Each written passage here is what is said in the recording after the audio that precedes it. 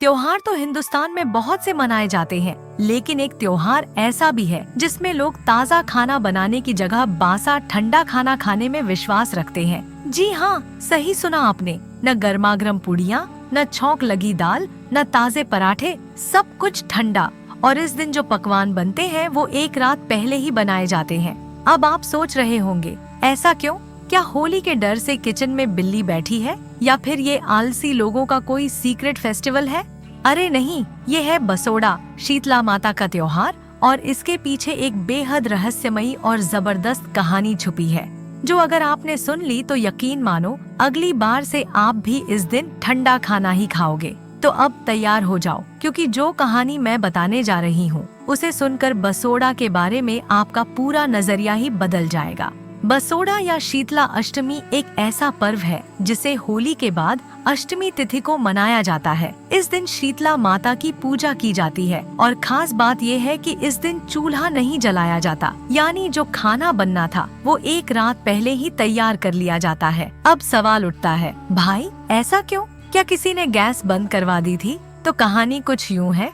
बहुत समय पहले की बात है। एक सुंदर हरा भरा गांव था, जहां लोग हंसी खुशी अपनी जिंदगी जी रहे थे। खेतों में फसलें लहलहा रही थीं, हवा में सुगंध बसी थी और गांव के हर कोने में खुशियों की गूंज थी। हर त्योहार यहाँ धूमधाम से मनाया जाता था। ढोल नगाड़े बजते, मंदिरों में घंटियां गूंजती और गांव वालों के चेहरे पर बस मुस्कान ही मुस्कान थी। लेकिन एक समय ऐसा भी आया कि गांव में अजीब सी बेचैनी छाने लगी। एक एक करके लोग बीमार पड़ने लगे। पहले हल्का बुखार, फिर शरीर पर छोटे छोटे लाल दाने और फिर तेज दर्द और जलन। धीरे धीरे पूरे गांव में चीख पुकार मच गई। लोग परेशान थे, सहमे हुए थे। आखिर ये हो क्या रहा है? फिर गांव के एक बुजुर्ग साधु ने सबको इकट्ठा किया और बोले, यह कोई आम बीमारी नहीं, यह माता का प्रकोप है। शीतला माता नाराज हो गई है। गांव वालों की आंखों में डर था। कोई नहीं जानता था कि क्या करे, कैसे इस संकट से बचे। बुजुर्ग साधु की बात सुनकर पूरे गांव में हड़कंप मच गया। लोग सोचने लगे कि माता को कैसे मनाया जाए। कोई यज्ञ करने की बात करने लगा तो कोई महंगे भोग चढ़ाने की। लेकिन फिर एक बुजुर्ग महिला ने बताया, मुझे बचपन में मेरी दादी ने बताया था कि शीतला माता को गर्म भोजन पसंद नहीं, बल्कि ठंडा भोजन चढ़ाने से ही उनका गुस्सा शांत होगा।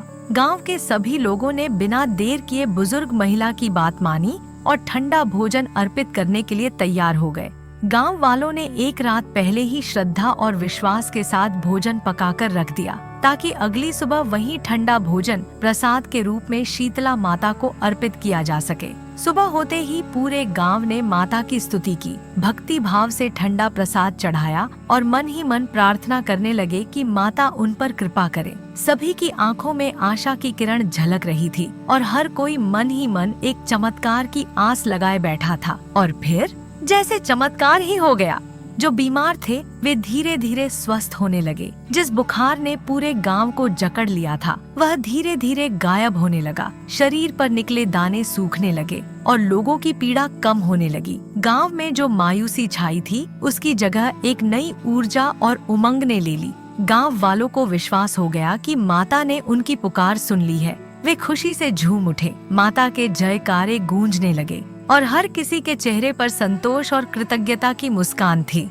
बस तभी से इस पवित्र परंपरा की शुरुआत हुई और इसे बसोड़ा या शीतला अष्टमी के रूप में हर साल श्रद्धा और भक्ति के साथ मनाया जाने लगा। इस दिन माता को ठंडा भोजन अर्पित कर आशीर्वाद प्राप्त किया जाता है, ताकि परिवार और समाज पर कोई बीमारी या विपत्ति न आए और सबके जीवन में सुख समृद्धि बन रहे। और तब से यह परंपरा सिर्फ एक धार्मिक आस्था ही नहीं, बल्कि स्वास्थ्य और स्वच्छता का प्रतीक भी बन गई, जो आज तक चली आ रही है।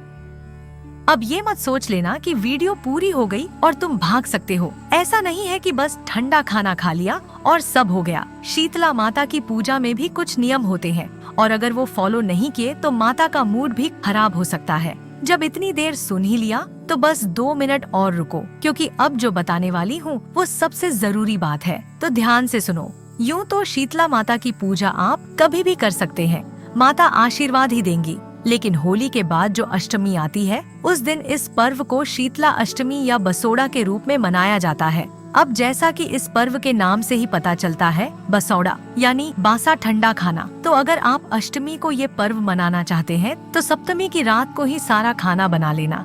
अब अगर सोच रहे हो कि खाना बनाने के लिए बोल दिया तो चलो माता को बढ़िया सा जैसे शाही पनीर और पनीर टिक्का खिलाते हैं, माता ज्यादा खुश हो जाएगी। तो ऐसा बिल्कुल भी मत करना, क्योंकि शीतला माता को सादा, शुद्ध और ठंडा भोजन ही पसंद है। माता को खास तौर पर पूड़ी, दही चावल, मीठे चावल, बेसन की पकौड़ी, बूंदी और गुड़ तो सबसे ज्यादा पसंद आता है। तो बस यही चीजें बनानी है। फिर अगले दिन यानी अष्टमी को सुबह जल्दी उठकर घर में झाड़ू लगाकर सफाई करें और स्नान करना होता है। याद रहे, स्नान सूर्योदय से पहले करना बहुत जरूरी होता है। स्नान के बाद साफ सुथरे वस्त्र धारण करें और बिना कुछ खाए पिए शीतला माता की पूजा की तैयारी शुरू करें। और याद रहे कि पूजा भी सूर्योदय से पहले या सुबह की ठंडक में ही कर लें, क्योंकि माता को शीतलता ही प्रिय है।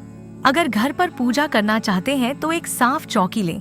चौकी पर साफ पीला या सफेद कपड़ा बिछाएं, क्योंकि ये रंग माता को प्रिय है, और उस पर माता का चित्र या मूर्ति स्थापित करें। माता को रोली, अक्षत, हल्दी चढ़ाएं और साथ ही गुड़, बेसन की पकौड़ी, बूंदी, दही चावल, मीठे चावल और पूड़ी का भोग लगाएं। अगर घर के पास शीतला माता का मंदिर है तो वहां जाकर पूजा करना सबसे शुभ माना जाता है। मंदिर में जाकर माता को जल चढ़ाएं और ठंडा भोग अर्पित करें। माता को गुलाल भी चढ़ाया जाता है, क्योंकि ये होली के बाद आने वाला पर्व है, तो रंगों का भी विशेष महत्व रहता है। 7 परिक्रमा करें और माता से परिवार की सुख शांति और रोगों से मुक्ति की प्रार्थना करें। जैसा कि अब आप अच्छे से समझ गए होंगे कि बसोड़ा क्यों और कैसे मनाया जाता है, तो मुझे कमेंट करके जरूर बताना कि क्या आप भी बसोड़ा का ये पावन पर्व मनाते हो। आपके कमेंट्स पढ़कर मुझे बहुत खुशी होगी और जानने को मिलेगा कि ये परंपरा कितने लोगों तक पहुंच रही है। साथ ही बसोड़ा के दिन क्या क्या नहीं करना चाहिए,